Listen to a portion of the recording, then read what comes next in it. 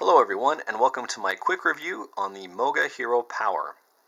I picked this up as a replacement to both of my 8BitDo SNES style wireless controllers, as the batteries in both 8BitDo controllers no longer hold a charge. I will be at a later point trying to replace those batteries, but they're soldered in, so we'll see how that goes. On an interim basis, I have purchased this. I purchased it a little over a month ago. And I chose this one over the full-size Moga Pro Power because this is considerably more portable.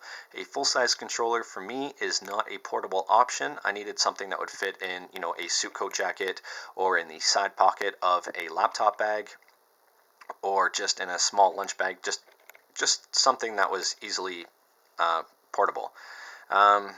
It's not very large, so compared to the SNES style controller there, the 8BitDo, it's just slightly wider, but overall I would say this one is highly portable.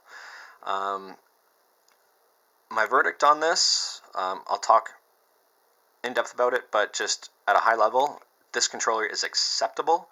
I wouldn't say it's a game changer, I wouldn't say it's a pack leader, I wouldn't say it's the best, but it's far from the worst, and I will give it that. I like it. It serves its purpose, but it's nothing to write home about. I wouldn't say this is a market leader. If you don't require something that's super portable and you can get away with a full-size controller, I would highly recommend either the PS3 controller with a game clip or the full-size Moga controller, the Moga Pro. I wouldn't recommend this if you don't need it for portability reasons. That being said, I'll go over a few of the things that I like about it, and there's a few things I don't like about it as well. First and foremost, the D-pad on this is okay. It's not the greatest. It's not the worst either, but it could be better. For left and right, up and down motions, it's fine. For anything precise, for half circle motions or anything like that, this does not work very well.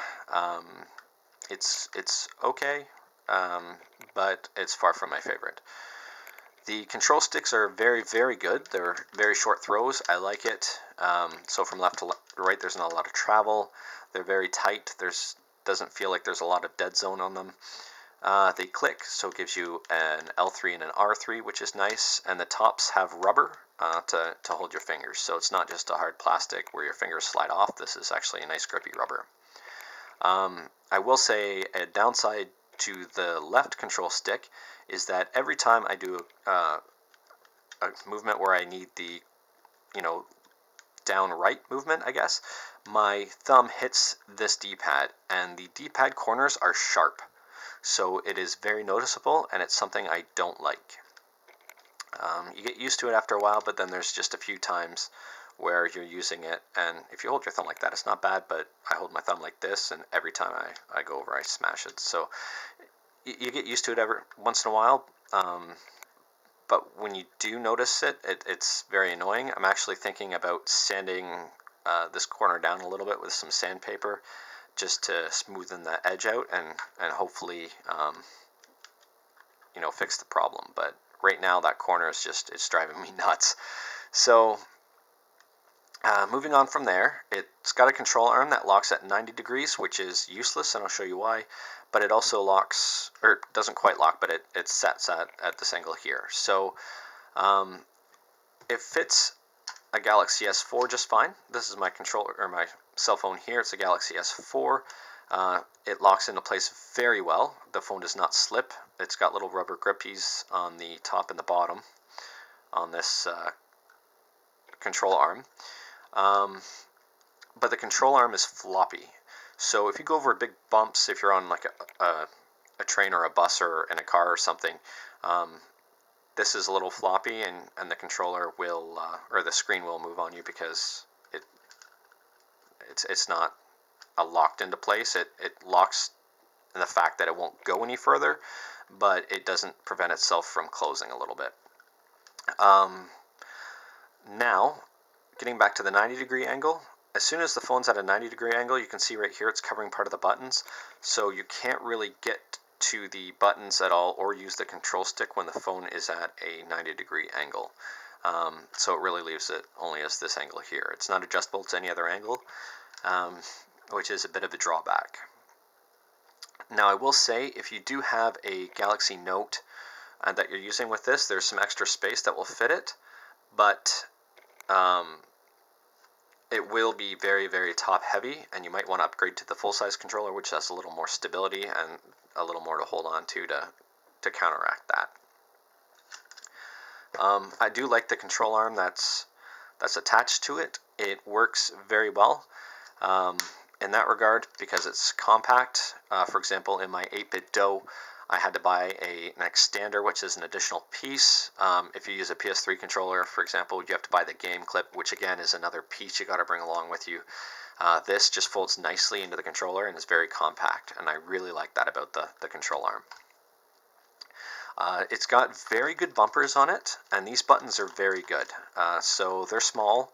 My thumb can cover all four, as you can see there, but they're clicky. They're nice. I wouldn't say they're market leaders, but I would say they're slightly better than average. These bumpers I actually really like. These triggers I do not like. I wish Moga would have replicated these bumpers. So if there was the L1 and L2, R1 and R2, if they would have replicated these bumpers so that the R1 and R2 were both that'd be nice. As it stands, these triggers are weird and they feel very cheap. They don't click, they kind of just mush down, which I don't like, so you can't really tell when they're engaged. There isn't a lot of feedback from them. It's just like, for example, this, you know when it's in, and when it's out. With this, it's just a mush. It honestly feels like you're pressing it into a marshmallow. That's the best way I can describe it. I really wish they didn't have these. If they had the bumpers just on the top and bottom, it would be considerably better. As it stands, these kind of stink. I'm not a big fan of them. So that's a huge takeaway from me on this one. The Bluetooth mode on this, there's an A and a B mode. The A mode is for use with the Moga app, which I do not have on my phone. The app is kind of clunky and I didn't like it. So I just stick with the B mode, which connects this as just a generic Bluetooth controller, which is absolutely fine with me. So it works with all the games I need it to. And if you have emulators, it does work with, SNES 9X. It does work with the PSP one on Android. It does work with a few other ones. So I will say that I haven't run into issue with compatibility yet by running this strictly in the B mode, which is just standard Bluetooth. And that's the mode that I would recommend. There is a large battery in this, and there's a cool feature on this battery. So it's a Moga Boost, and you can plug this into your phone and charge your phone while you play. I like that feature.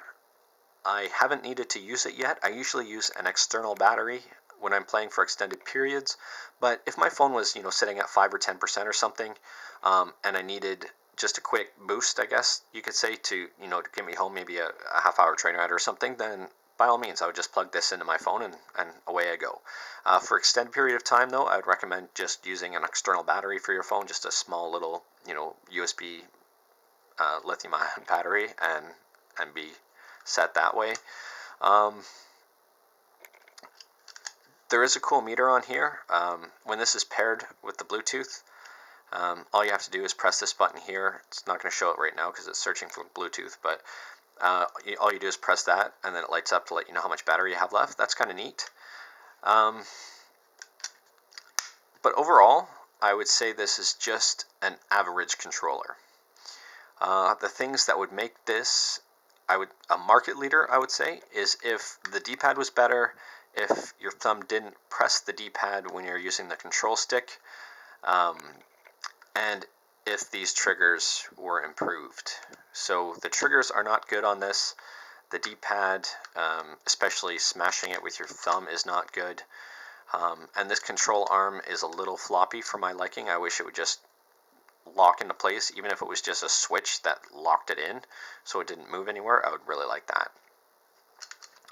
But if you need something portable and this isn't your main controller, maybe it's just a supplementary controller, just something to tote around, something you're not too worried about, I would recommend it for that. But if you need something for your main controller, I would not recommend this.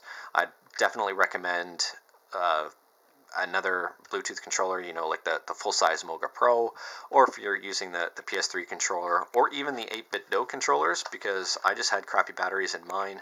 Not all of them do. Some, actually, people have no issues whatsoever with them and the batteries. It was just unfortunate for me, and I'm not sure why, but I'd recommend something like this over this controller. But if you just need something that's cheap, that's going to work out of the box, the Bluetooth on this is bulletproof. It doesn't disconnect. This is your go-to. So it's my go-to right now, and it is very average. Thank you. If you have any questions, please let me know, and I'll do my best to answer them in the comments.